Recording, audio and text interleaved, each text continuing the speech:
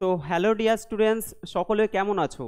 আজকে আমরা তোমাদের এনএমএমএস এর যে স্যাট পোর্শন আছে সেই স্যাট পোর্শনেরই আমরা যে সিরিজটা শুরু করেছিলাম তাপের চ্যাপ্টার, তাই তো? সেই তাপের চ্যাপ্টারের কোশ্চেনগুলো আমরা সলভ করছিলাম। তো দেখো, আজকের ভিডিওতে আমরা সেই তাপের চ্যাপ্টারেরই বেশ কিছু প্রশ্ন আলোচনা করব। তো চলে যাচ্ছি আমরা প্রথম প্রশ্নে। প্রথম প্রশ্ন কি বলছে? তাপ হলো, অর্থাৎ তাপ কি তরল পদার্থ, গ্যাসীয় পদার্থ, শক্তি না কঠিন পদার্থ? তো এটা প্রায় প্রত্যেকেই জানো, তাপ হলো এক প্রকার শক্তি। তাপ কি? তাপ হলো এক প্রকার শক্তি। সেই তাপটা যদি গ্রহণ করা হয়, তাপ গ্রহণ করলে বস্তু কি হয়? উত্তপ্ত হয়। এবং তাপ বর্জন করলে কোনো একটা বস্তু কি হয়? শীতল হয়। ঠিক আছে। আর যদি আমরা বলি যে তাপের একক কি হবে, তাপের একক সিজিএস পদ্ধতিতে কি হয়? সিজিএস পদ্ধতিতে তাপের একক হলো ক্যালোরি, ক্যালোরি হয়। আর এসআই পদ্ধতিতে হয়ে যাবে, এসআই পদ্ধতিতে হয়ে যাবে জুল। ওকে। আর দেখো, যদি আমরা বলি যে তাপ, কোনো একটা পদার্থের তাপ কিসের সাহায্যে পরিমাপ করা হয়, তাহলে তাপ পরিমাপ করা হয় ক্যালোরিমিটার যন্ত্রের সাহায্যে। ক্যালোরিমিটার যন্ত্রের সাহায্যে কিন্তু কোনো বস্তুর তাপ পরিমাপ করা হয়। বোঝা গেল আশা করি। পরের প্রশ্ন দেখো। পরের প্রশ্ন কি বলছে? কোয়েশ্চেন নাম্বার 42, বরফের সঙ্গে লবণ মেশালে তাপমাত্রা কি হবে? বাড়বে, কমবে, একই থাকবে নাকি কোনোটি নয়? দেখো, এখানে বরফ, সে বরফের সাথে লবণ মেশাচ্ছে, তাই তো? বরফের সাথে লবণ মেশালে সবসময় জানবে যে সেক্ষেত্রে তাপমাত্রা কমে যায়। তাপমাত্রা কি হবে? কমে যাবে। আমরা দেখি যে যখন শরবত তৈরি করে, শরবত তৈরি করলে তখন কি করে, মানে লবণ মেশানো হয়, তাই না? তাহলে লবণ মেশালে কি হয়? বরফের সাথে যদি লবণ মেশায়, তাপমাত্রা কি হবে? তাপমাত্রা কিন্তু কমে যাবে। এটা মনে রাখবে। তোমাদের এই যে হিমমিশ্র বলে একটা টার্ম আছে, হিমমিশ্র। তো আহ, হিমমিশ্রের ক্ষেত্রেও কি করা হয়? এই বরফের সাথে লবণ মেশানো হয়, ফলে কি হয়? টেম্পারেচারটা অনেক কমে যায়। পরের প্রশ্ন দেখো। সূর্য থেকে পৃথিবীতে তাপ আসে কোন পদ্ধতিতে? এটা আমি তোমাদের অনেকবার করিয়ে দিয়েছি, অনেকবার বুঝিয়ে দিয়েছি। Normal question. তাহলে এটা কি হয়ে যাবে? এটা হয়ে যাবে অ্যান্সার বিকিরণ পদ্ধতিতে, তাই তো? সূর্য থেকে যখন পৃথিবীতে তাপ আসে, সেটা বিকিরণ পদ্ধতিতে তাপ চলে আসে। এবং আহ, সেক্ষেত্রে কিন্তু কোনো মাধ্যমের প্রয়োজন হয় না, এটাও তোমাদের বলেছি আমি। পরের প্রশ্ন, কোয়েশ্চেন নাম্বার 44, বলছে যে তাপ পরিবহন হয় যে কোনো মাধ্যমে, কঠিন মাধ্যমে, তরল ও গ্যাসীয় মাধ্যমে নাকি শূন্যস্থানে? এখানে টার্মটা আমাদেরকে ভালো করে মুখস্থ রাখতে হবে, পরিবহন। এই যে বহন আছে, একটা আছে পরিবহন, পরিবহন, আরেকটা কি আছে? পরিচলন। ঠিক আছে, এই দুটো তোমরা গোলাবে না। পরিচলন। আচ্ছা, পরিবহন মানে হলো বহন করে নিয়ে যাচ্ছে। তো সেটা কি হবে? সেটা অবশ্যই কঠিন মাধ্যমের ক্ষেত্রে আমরা পরিবহনটা দেখতে পাই, তাই না? মানে কাউকে বহন করে নিয়ে যাওয়া খুব কঠিন। তাহলে এইভাবে মনে রাখতে পারো যে বহন করে নিয়ে যাওয়াটা কঠিন ব্যাপার, তাই না? কোনো একটা কিছু তোমাকে পিঠে তুলে দিল, তুমি সেটা বহন করে নিয়ে যাচ্ছ, তাহলে সেটা কঠিন ব্যাপার। তাহলে কঠিন, বহন হয়ে যাবে কি? কঠিন। আর চলন, চলন কি হবে? চলন হলো এই যে তরল আর গ্যাসীয়, গ্যাস সবসময় কি হয়? চলতে থাকে, দৌড়াতে থাকে। আবার তরলও আমরা দেখি যে তরল একটুখানি যদি ওপর থেকে ছাড়ি, ব্যাস ও তো দৌড়াতে থাকে, চলতে থাকে। তাহলে এই যে চলন কার কার ক্ষেত্রে হবে? যদি বলে পরিচলন, তাহলে হয়ে যাবে তরল এবং গ্যাসীয় মাধ্যমে আমরা পরিচলনটা দেখতে পাই। আর কঠিন মাধ্যমে পরিবহনটা আমরা দেখতে পাই। আশা করি বোঝাতে পারলাম। পরের প্রশ্ন,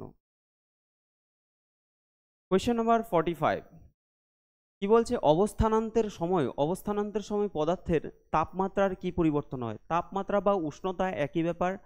তো কি বলছে? বাড়ে, কমে, একই থাকে নাকি বাড়তেও পারে আবার কমতেও থাকে? দেখো, অবস্থানান্তর মানেটা কি? অবস্থানান্তর মানে হলো আমরা জানি কোনো একটা পদার্থের তিনটে অবস্থা, তোমরা জানো যে কঠিন, তরল আর হলো গ্যাসীয়, তাই তো? এবার ধরো একটা কঠিন কঠিন বস্তু, সেটা হলো কি? বরফ। বরফটা হলো একটা কঠিন। সে কঠিন থেকে যখন বরফটা গলে যাচ্ছে, জল হয়ে যাচ্ছে, তাহলে কি হচ্ছে? এর অবস্থানান্তর হচ্ছে। অর্থাৎ এক অবস্থা, এক স্টেট থেকে আরেকটা স্টেটে চলে আসছে, এক অবস্থা থেকে আরেক অবস্থায় চলে আসছে। ছিল কঠিন, কঠিন থেকে হয়ে যাচ্ছে কি? কঠিন থেকে হয়ে যাচ্ছে তরল। এটাকে বলা হচ্ছে অবস্থানান্তর। অবস্থানান্তর গেল। এবার বলছে অবস্থানান্তের সময় পদার্থের তাপমাত্রা কি হয়? এবার বোঝো একটা জিনিস। আমরা জানি যে ধরো বরফ আছে, সে বরফ 0 ডিগ্রি সেলসিয়াস উষ্ণতার, যদি বরফকে আমরা, হ্যাঁ, 0 ডিগ্রি সেলসিয়াস উষ্ণতার যদি জলে পরিণত করতে চাই, এই বরফটাকে আমরা যদি জলে পরিণত করতে চাই, তাহলে আমাদের কত তাপ দিতে হয়? 80 ক্যালোরি তাপ দিতে হয়। 80 ক্যালোরি, তাই তো?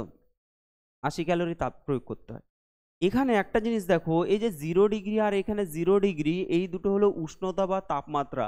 তাহলে তাপমাত্রা কি চেঞ্জ হচ্ছে? তাপমাত্রা কিন্তু চেঞ্জ হচ্ছে না, তাপমাত্রা একই থাকবে, কিন্তু তাপটা আমাদের দিতে হয়, 80 ক্যালোরি তাপ দিতে হচ্ছে।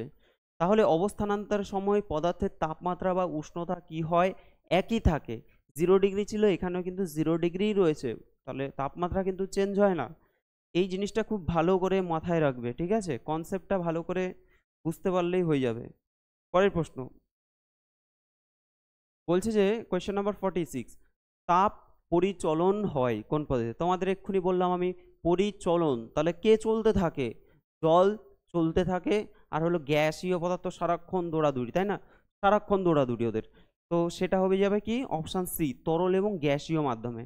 তরল এবং গ্যাসীয় মাধ্যমের ক্ষেত্রে আমরা পরিচলন দেখতে পাই, আর কঠিন মাধ্যমে আমরা দেখতে পাই কি, পরিবহন। বহন করে নিয়ে যাওয়া খুব কঠিন, তাহলে পরিবহন, ঠিক আছে? এটা জাস্ট তোমাদের বোঝার জন্য বলছি। আর শূন্যস্থানের ক্ষেত্রে আমাদের কি হয়? বিকিরণ পদ্ধতি। শূন্যস্থানে মাধ্যমের প্রয়োজন নেই, সেটা হয়ে যাবে বিকিরণ। আচ্ছা, পরের প্রশ্ন দিয়েছে থার্মোফ্লাক্স আবিষ্কার করেন কে? তো থার্মোফ্লাক্স তোমরা দেখতে পাচ্ছ, থার্মোফ্লাক্স দিয়ে আমরা কি করি? থার্মোফ্লাক্সের মাধ্যমে ধরো তুমি জল গরম করে রাখলে, সেটা কিন্তু অনেকক্ষণ দীর্ঘক্ষণ ধরে সেই জলটা গরম থাকবে, তাই না? দীর্ঘক্ষণ জলটা গরম থাকবে, বা চাও রাখে, চা রেখে দিলে কি হবে? অনেকক্ষণ ধরে সেই চাটা গরম থেকে যাবে। ওকে, তো এখানে আপেক্ষিক তাপের ব্যাপার আসছে। এখানে দেখো অ্যান্সার হয়ে যাবে এটা ডিওআর। থার্মোফ্লাক্স কি আবিষ্কার করেন? অ্যান্সার হয়ে যাবে ডিওআর। পরের প্রশ্ন, বায়ুতে জলীয় বাষ্প বেশি থাকলে বাষ্পায়ন কি হবে? দ্রুত হবে, ধীর হবে, একই থাকবে, নাকি বাষ্পায়ন হয় না? বায়ুতে যদি জলীয় বাষ্প থাকে তাহলে বাষ্পায়ন কি হবে? ব্যাপারটা বোঝো ভালো করে। ধরো আমি বলছি এখানে একটা পাত্র আছে, এই পাত্রের মধ্যে কি আছে? আহ, পাত্রের মধ্যে জলীয় বাষ্প বেশি থাকলে তাহলে বাষ্পায়নটা কি হবে? বাষ্পায়নটা কিন্তু কম হবে, ঠিক আছে? ধীরে ধীরে হবে। বাষ্পায়নটা কি হবে? ধীরে ধীরে হবে। জলীয় বাষ্প যদি অলরেডি বেশি রয়েছে তাহলে কি হবে? এই বাষ্পায়নটা কম হবে, কিন্তু জলীয় বাষ্প যদি বাতাসে কম থাকে তাহলে কি হবে? দ্রুত বাষ্পীভূত হয়ে যাবে, তাই না? এই কনসেপ্টের ওপরে এই যে জলীয় বাষ্প বেশি থাকে কোন সময়টা? কোন সময়টা জলীয় বাষ্প বেশি থাকে? গ্রীষ্ম, বর্ষা না শরৎ? বর্ষাকালে নাকি শীতকালে? কি হবে? এটা হবে বর্ষাকালে। বর্ষাকালে জলীয় বাষ্প বেশি থাকে। এই জলীয় বাষ্প বেশি থাকে বলেই আমাদের যে জামা কাপড়গুলো আছে সেগুলোর থেকে যে জলটা সেটা বাষ্পীভূত কম হয়, তাই না? বাষ্পীভূত কি হচ্ছে? কম হচ্ছে, ফলে জামা কাপড় সহজে শুকাতে চায় না বর্ষাকালে। তাহলে জলীয় বাষ্প যদি বেশি থাকে তাহলে বাষ্পায়ন কি হবে? বাষ্পায়ন কম হবে। আর জলীয় বাষ্প যদি বায়ুতে জলীয় বাষ্প যদি কম থাকে তাহলে কিন্তু দ্রুত বাষ্পীভূত হয়ে যাবে, জামা কাপড় তাড়াতাড়ি শুকিয়ে যাবে, ঠিক আছে? পরের প্রশ্ন দেখো, প্রমাণ চাপে প্রমাণ চাপে জলের হিমাঙ্ক কত হবে? এখন জলের হিমাঙ্কের মান এগুলো দেখো সব কেলভিনে দেওয়া আছে, সব কেলভিনে দেওয়া আছে। আমরা জলের হিমাঙ্কের মান কত জানি? 0 ডিগ্রি সেলসিয়াস, তাই তো? আচ্ছা, জলের হিমাঙ্কের মান যদি 0 ডিগ্রি সেলসিয়াস হয় তাহলে সেটা কেলভিন স্কেলে কত হবে? আমরা কি জানি 0 ডিগ্রি সেলসিয়াস মানে হলো কত কেলভিন? 273 কেলভিন। 273 কেলভিন। তোমরা মনে রাখবে, যদি কোনো কোনো একটা মান সেটা সেলসিয়াস স্কেলে দেওয়া থাকে, যদি তুমি কেলভিন স্কেলে নিতে চাও তাহলে 273 দিয়ে যোগ করতে হবে। এখন যদি বলে জলের স্ফুটনাঙ্কের মান কেলভিন স্কেলে কত হবে, তাহলে আমরা জানি জলের স্ফুটনাঙ্কের মান কত হয়? 100 ডিগ্রি সেলসিয়াস। তাহলে সেটা কেলভিন স্কেলে কত হবে? এর সাথে আমাদের 273 যোগ করে হয়ে যাবে কত? 373 কেলভিন। তাহলে জলের স্ফুটনাঙ্ক যদি বলা হয় সেটা কত হয়ে যাবে? 373 কেলভিন। আচ্ছা, যদি তোমাকে বলা হয় যে কোনো একটা উষ্ণতা সেটা T ডিগ্রি সেলসিয়াস আছে, T ডিগ্রি সেলসিয়াসে আছে, তাহলে এটাকে যদি বলে যে কেলভিন স্কেলে এর মান কত হবে, তখন কত করবে? তখন আমাদের একই রকমভাবে যে টি প্লাস 273 কেলভিন হয়ে যাবে।